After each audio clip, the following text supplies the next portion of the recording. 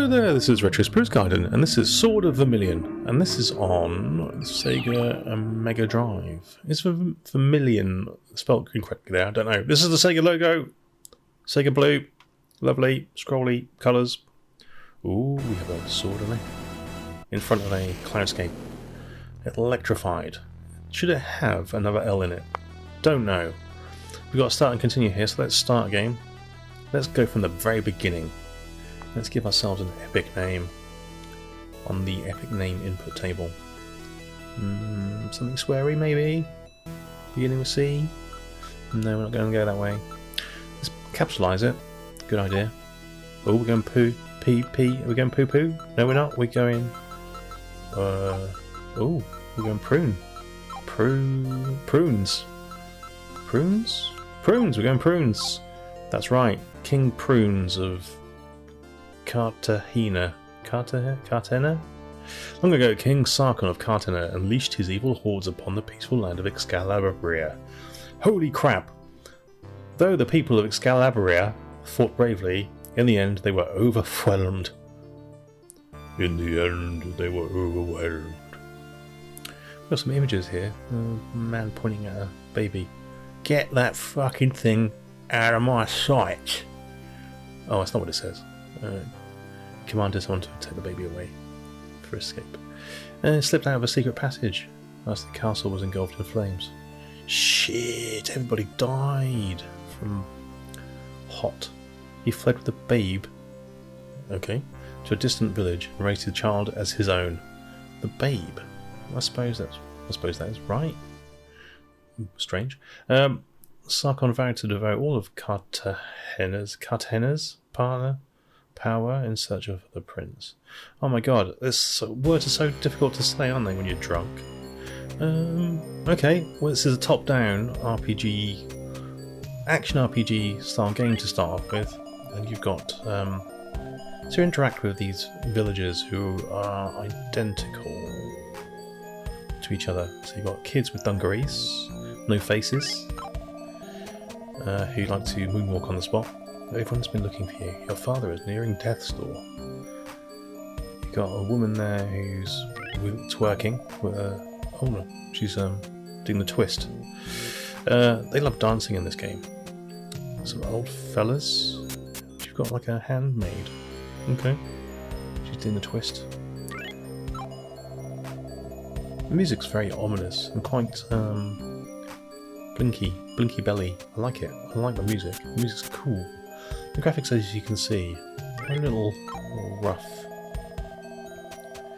Quite brown. Maybe that's just this location though. So this is a game for your Sega Mega Drive. And I've got 2 English copies of this. And why have I got 2 English copies? Well, I bought one for £4, which was like minty condition. And I bought another one for about £12, which was in shite condition.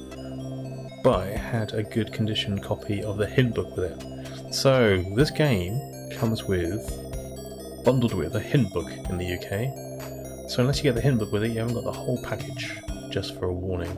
Now this was many years ago. I've completed this game before. Actually back in the day, not so much recently.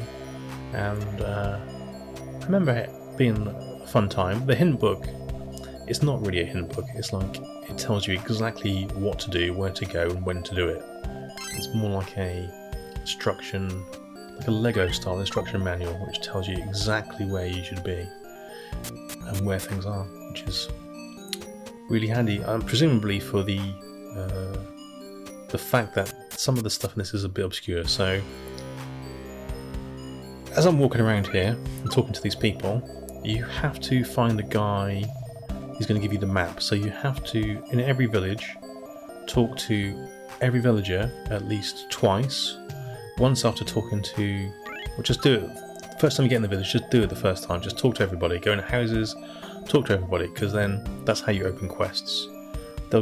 Most of them will give you a stock answer.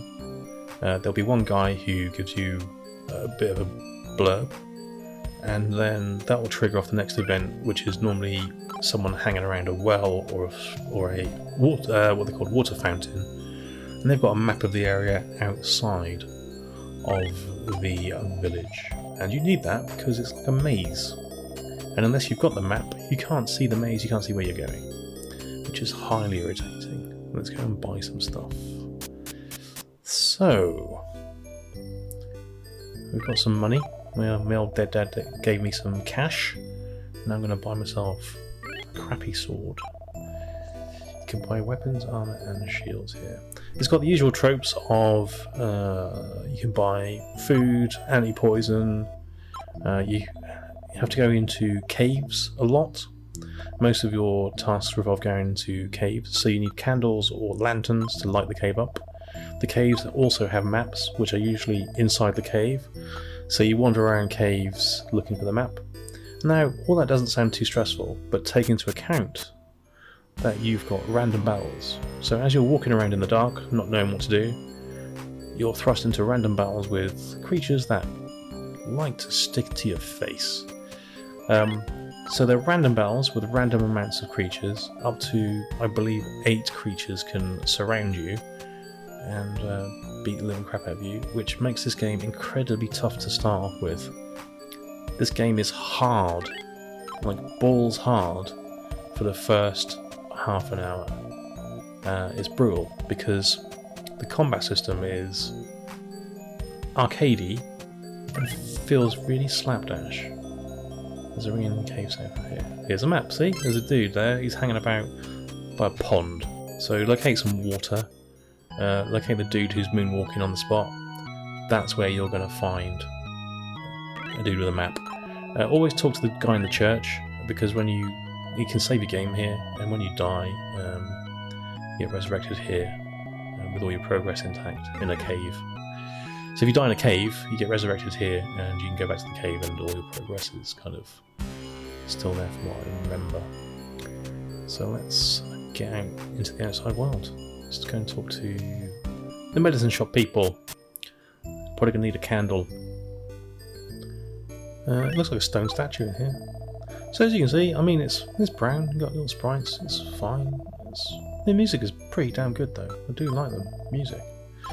Herbs give you energy back, and actually they're very useful to start off with. This game, I would say, is one of the first games that I remember where you have to grind the hell out of it. I'm not sure it's not the first game where you grind, but it's the first game I remember playing where I spent hours just grinding shit. We're going to speed the game up here, because this takes forever. There you go, straight into a random battle with like 30 blobs. That's before I even equip my stuff. Oh yeah, if you buy something, equip it. Look at this. I've got 20 hit points. These blue blobs take off... If they touch you, they take off 4 hit points each. And it often surrounds you with them. So what are you going to do? I'll tell you what you're going to do. You're going to die, probably. See? Resurrected. So this is like the first, half an hour. You'll die a few times. You get to keep your experience, but you lose half your money, which is annoying because everything in this game is very expensive to buy from the shops. If you're lucky, you only get 2 enemies that spawn at you, see, and you can deal with it. If you're unlucky, you get 8, and they just basically just gang up on you and kick the shit out of you. The reason I'm going up this alley here is because there's usually a treasure chest at the end of long roads that end nowhere. There's money inside, lovely. Oh yeah, you can open the treasure chest and leave what's inside. You have to press, you have to open it again and press the menu again and press take. What's he doing? He's going back to buy some herbs, I think. This is infuriating. It's not letting me get back to the village. Right. The inn, if you stay at the inn overnight, restores all of your energy and hit magic points. I've got no magic equipped at the moment, so I can't use my magic spells. Magics are handy. The first 2 you get are a fireball, which helps you out in those fights, and a magic that recharges your energy without you having to use herbs, just magic points, which is groovy. And guys just sort of milling around in that room there. So you can turn the text speed up to fast as well. I recommend doing that by pressing start, because the text comes out quite slow otherwise. So this game is actually, the loop in this game, even though I said it's hard to start off with, is fairly engaging. It's kind of arcadey. And actually, I do like playing this game a lot. playing through it from the start again on this review, once you get into it a little bit and you level up, you get a few more hit points, it becomes a lot easier. And the actual fighting becomes a bit more enjoyable because you can kill things quicker. And when you start getting magic, it starts to become interesting. So anyway, I'm speeding this bit up because, like I said, this takes about... It's a long form game. It takes ages to get anywhere with this. And you can just stand in the corner, look, and just wave your sword around, killing these Harryhausen style skeletons. There's an old man. He's giving me a ring. Right, let's get out of here. If you've got a gnome stone, you can go straight back out of the maze at that point. If you don't have a gnome stone, and they're 350 kims each, you're stuck going back through this. You can run away though. You can run away from fights. You don't have to fight. If you just leave the left or right of the screen, you can exit fight. And that's groovy. Ooh. Right, gonna go find another treasure chest. Blue blob. I'm feeling a little cocky now because I've got more energy to waste. Oh, the candle went out. So you need more than one candle to finish a dungeon. A lantern will stay on through the whole of a dungeon, but a candle will not. Kill some skeletons. As you can see, the graphics are kind of nice. The zoomy bits are kind of good. The 3D window looks kind of good. Some of the enemy sprites in this sideline section look really nice. Unfortunately, your main sprite isn't one of the ones that looks nice. That's a shame. These blobs look cool. Right, let's get out of here. Let's get out of here. Don't come at me. Yeah, 1 hour of grind later. So yes, go and talk to. This is the first boss. You talk to him, and he sends you on a mission to go and get another ring. You do that. It takes forever. You have to grind to get weapons. So basically, you walk around outside to get weapons strong enough to then take this dragon man on with your knight. As you can see, this is high octane action. Nicely drawn dragon.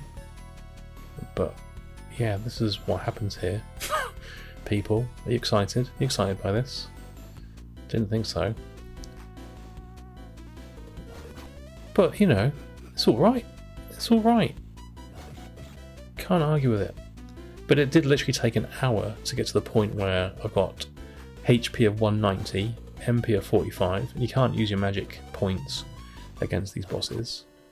But I did this by walking around outside of the village, just slaughtering bands of blobs and little dogmen.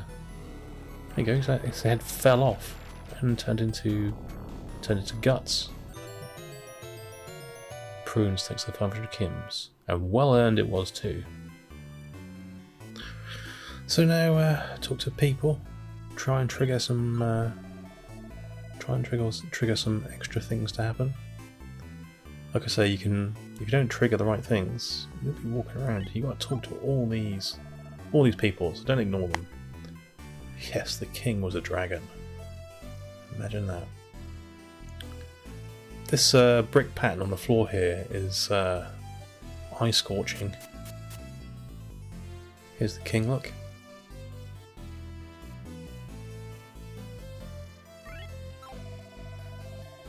No problem, mate. Did it now? Okay. And I just thought that was a memory saving tactic on behalf of the game developer. But no. No, they're doppelgangers. And then I have to go to another town, which is on a road which is inhabited by much more evil beasties.